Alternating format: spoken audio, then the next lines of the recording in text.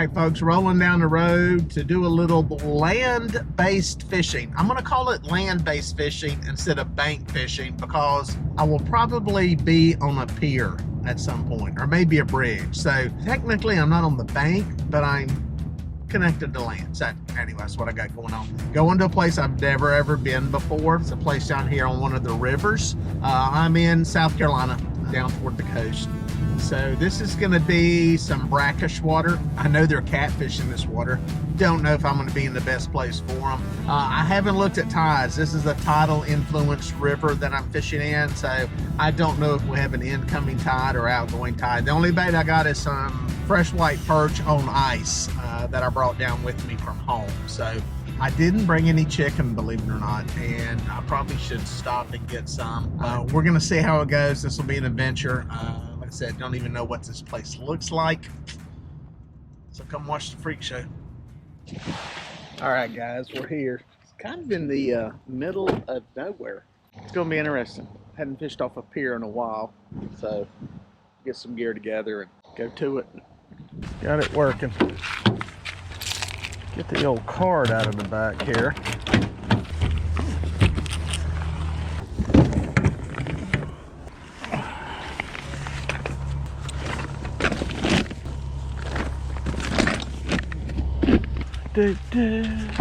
That cooler.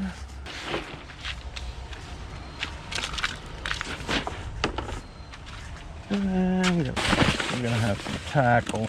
Camera again. We need something to drink. What we got?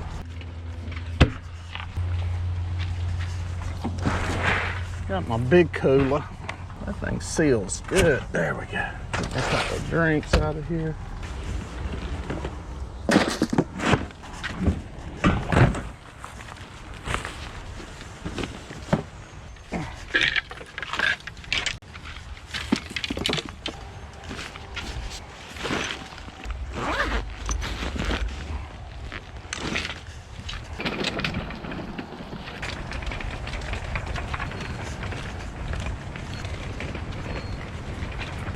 Oh, about to whack you with the rod. So what am I going to catch out here? Red drum, black drum. Okay. Catfish or saltwater catfish or brackish water. Cool. Are any blue cats in here? I think so, yeah. Okay, cool. Cool. I've caught quite a few catfish out here. Cool. We're going to swing at it and see what the heck happens. Good luck. Thank you, Ben. Always talk to the locals. Across the bridge. The bridge. What a bang. Hey, what am I going to catch out here? I don't know. It could be anything. Okay. I mean, we've seen everything. So we got a mix between some saltwater and freshwater stuff. Exactly. Okay. Yep. Put any cut bait on the bottom and I got a shot. Yep. All right, cool. Y'all crabbing? Yeah. We just got here. We just got here before you did. Okay. Talk to the locals. Name of the game, talk to the locals. Name of the game, folks, talk to the locals. They know what's going on. So I got a bait rod, just a little double hook rig. I'm gonna put something on it just to see what's biting. Biggest thing is figure out how deep this water is. Let's see how deep it is. Let's do the count. 1, 2, 3. Okay, it's not that deep. I got this handle on backwards. I did this for a guide trip client. Gotta swap that around. We'll cut some stuff up, swing for the fence, see what the hell happens. Some Catfish Pro rods. Sinker, got the sinker box. All I'm gonna do is put a little heavier sinker, pyramid, probably could go lighter. We ain't got no current right now. It's a medium heavy Catfish Pro rod. Got a big hook, a big float. Gonna need to try a Santee rig. I don't know if this is gonna work here. We'll get it up off the bottom. We will see. And got some good old happy to be here white perch. Got my knife over here in the board in the back cooler. And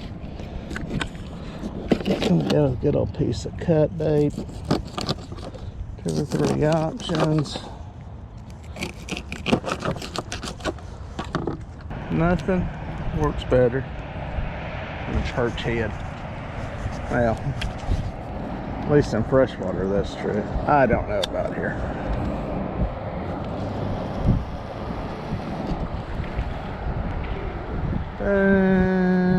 Not super deep. Let's see who's cruising the bank. There's actually a built-in rod holder here. A nice perk. Boom. We'll get this one loaded up. Another one. That's the only rod holder. That'll be interesting. This may be a place for clickers. Yeah, sinker, that ain't going nowhere, that's for sure. Boom, boom. Smaller hook, just slightly smaller bait. As that falls into there. Those guys went to the end. Maybe they know something. Dude, the flicker out of gear. A little deeper right there.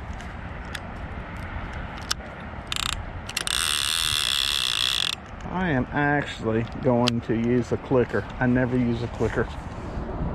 So yeah, talking to the locals can give you some intel sometimes. Sometimes they're honest with you.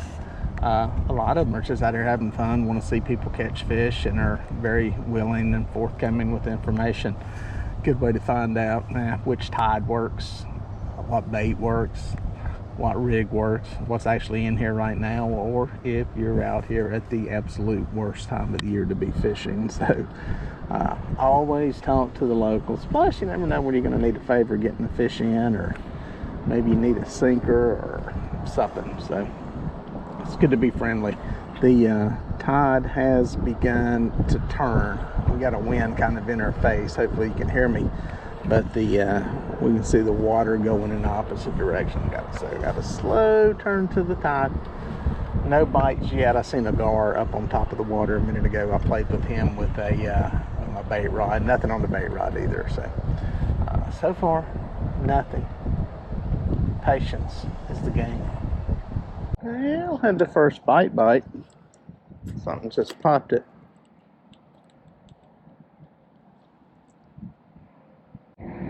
We'll see if we get a connection.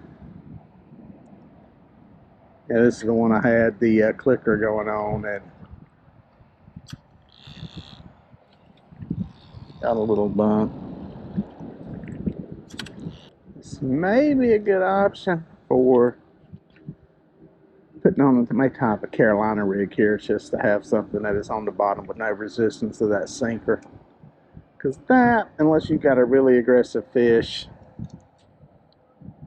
probably isn't going to work. I may do that real quick. I had a pair of scissors in there somewhere. Alright, let's do this. Let's tie this up. Carolina rig here. Sinker slide. I'll lay it on the bottom. Decent piece of leader material. Ain't got to be super long. Boom. Try not to overpower what we got here. 5/0 hook. Do a uni snail. 1, 2, 3, 4. Let's go one more. 5. Let's dig us out a swivel. Don't need anything super huge here. Let's see if this makes a difference. Santee rig may not be the best one just because we got all that weight on the bottom, and these fish may be reluctant to pick that stuff up. Some of my weed catchers, as I call them. This is kind of the way, I got a slide here, sinker slide. Kind of the way I play the game here. I will kind of mess around for a little bit to see what works. Comes a little bit of a tackle challenge, but that's okay, all part of the fun. Maybe in here. Save the piece of bait that we can use. Quick re-rig on this. We'll just cut this one off. Save the rig. Rig's still usable.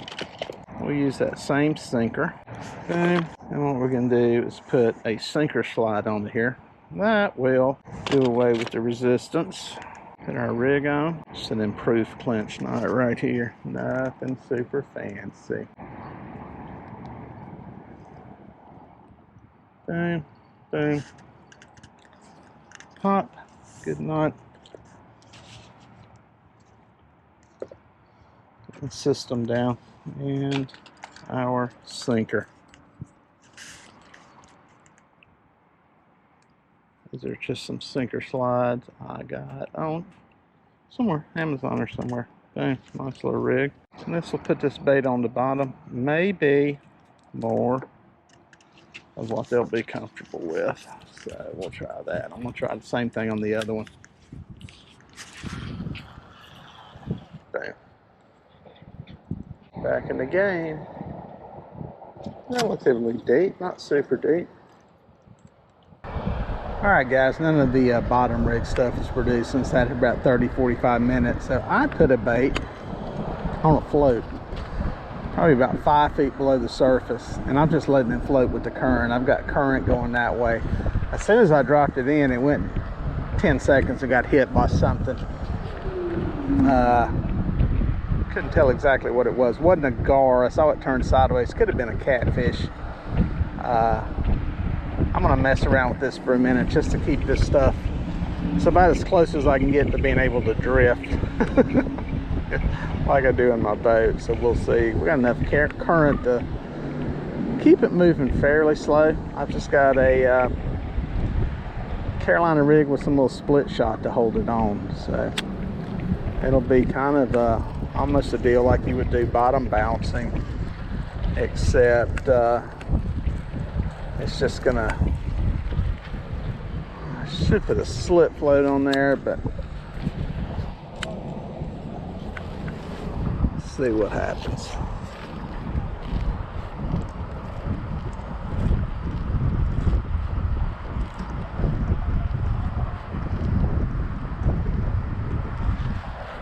Kind of misplayed the weights that I brought. I needed some actually smaller stuff. I've got a bunch of great big stuff, but I need some smaller stuff, to be perfectly honest. I've got some split shot on there. It's going to make it hard to cast, but let's see if I can get one floating a bait down through here. Probably a little different presentation than what they're used to seeing out here on the pier. I think a lot of this stuff is bottom baits that are put out here, so I don't know if it'll make a difference or not. All right guys, what I'm gonna do is put a little float rig on here. I had a makeshift one, like I said, I got hit on it right away. This is a little heavier float. Since we got current, I'm just gonna try floating the bait down through here. Put a little bigger bobber on so I could put a little more weight on. Way more weight than I need, but it may help it float in a straight line. Try that back on it. Also keep it off the bottom. We do have crabs in here. The water is not really salty. I just tasted my line. Also seen gar in here, which tells me salinity is fairly low. So got a pretty good inflow of fresh water. High water events going on. So we got that. What I should have done was put a bead on here. I'm gonna try getting by without one. Do I have any small mono? Do I have any small mono? Do I have small mono?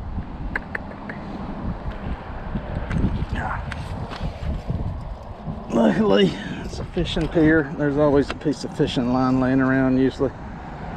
We're gonna see if we can stop it. I really need a bead on there. All right, I'm gonna retie it. So the purpose of a bead on this rig is to get it to stop at whatever depth you set it at. So the trick here, then goes on these beads. These are just some El Cheapo crafting beads. They work pretty good. Not the best in the world, but they'll work. Somebody sent them to me. You're gonna want to put that bead on first. This helps catch the knot because it's a tighter hole than what is on this bobber. It's a pretty good sized bobber. Thread that down through there, push, just like that. And then need our sinker. Where's our sinker? There it is. One thing about being out here is I feel horribly disorganized because I am. Pretty much got what I need. I just don't have it in a good order. So anyway, matter of fact, give me some extra line. I will use that line to make my slip knot. Stop knot, I should say, not a slip knot. Boom. Approved klitsch knot.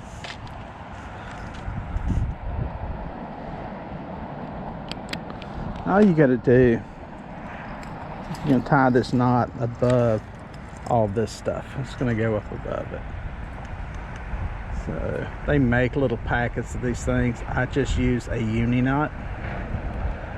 Put it on my line.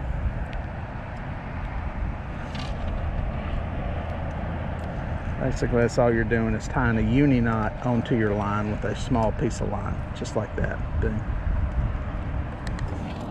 Always cut off the top part of the tag. Leave more toward the bottom so it will catch on the bead. And then you just slide this knot. This knot slides up and down your line. Pull it a little bit tighter. Up. I pulled it too tight. Yep. Let's see this. Doot, doot, doot, doot.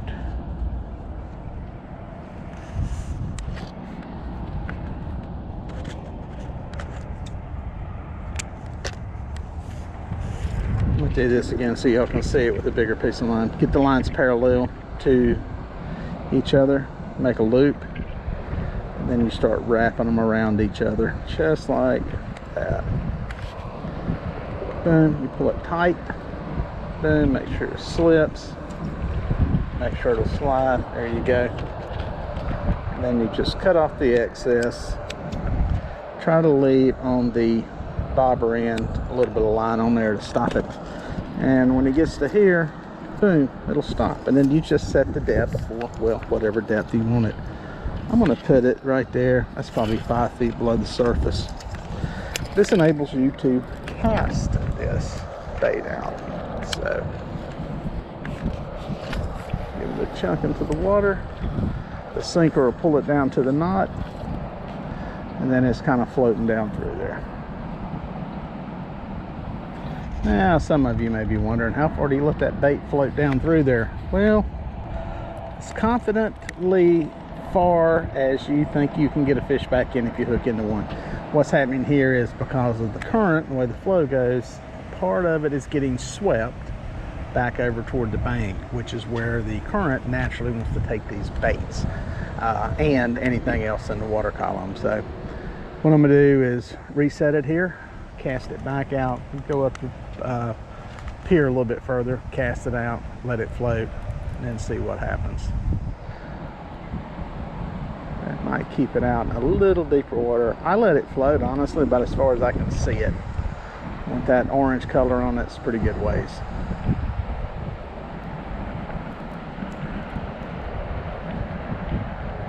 One of the downsides to doing this is you kind of have to control your line, because with this much wind, it'll blow line everywhere, and you start to get this drag pressure on the line itself from the water, which will limit how far your baits will go out, and with the combination of wind kind of being in our face, it's going to blow it back over to that side. So the cool thing about we're getting hit on this other rod. Shoot, there may be fish in here. Boom, hooked up, got a rod going. See what we got.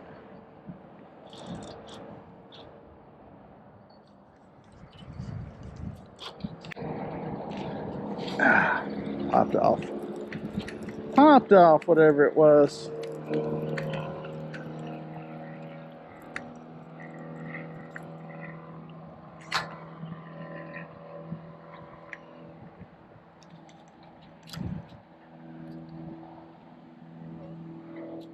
A little bit of teeth mar, a little bit of chafing, not much. Could have been a gar. Didn't fight like a gar though. Usually gars are left to right. Oh well, get it back out there. You got a bite. There's life.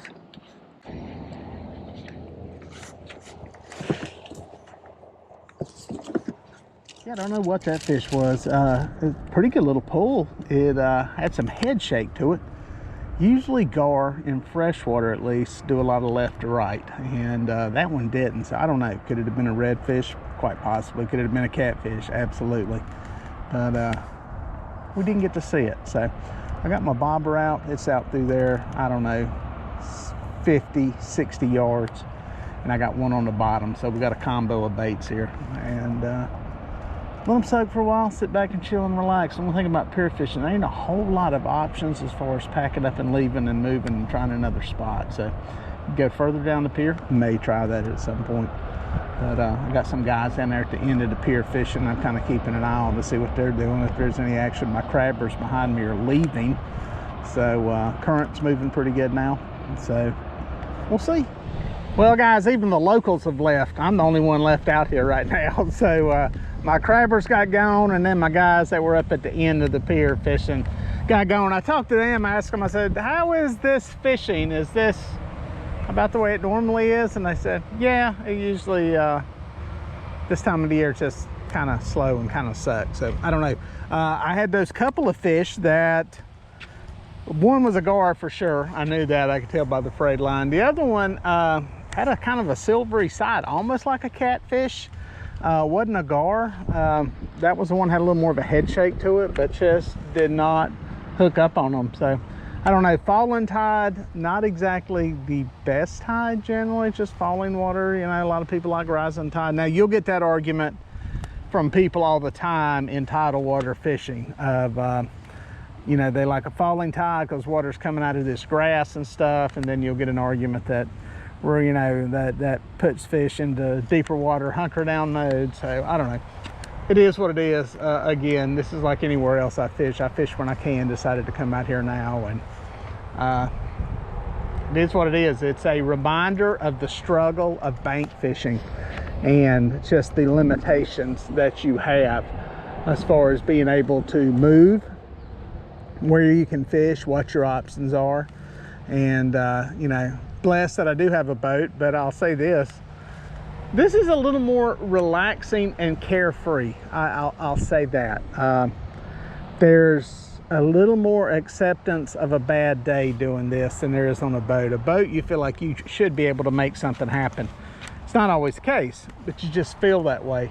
Out here, it's like, okay, you know, I'm bank fishing. I'm a victim of my circumstances here. So, you know, bait option, that's another thing. I think I could probably get onto a few more fish if I would have got some shrimp. I just kind of came out here last minute getting started this morning. Really was going to come out here and just look at this place, do a little bit of scouting, and but decided, nah, you know what, I got some cut bait in the cooler, we'll use that. So I think if I can get some shrimp, maybe catch whatever's in here. I don't know if there's some croaker in here, some, you know, catfish, some gaff topsail catfish, whatever. As my rod starts to fall, I need to walk back over here. Yeah, you know, some local in this water bait may be a better option, but it is what it is. This has been fun. No fish in the boat, but there's a lot more water to fish while I'm here.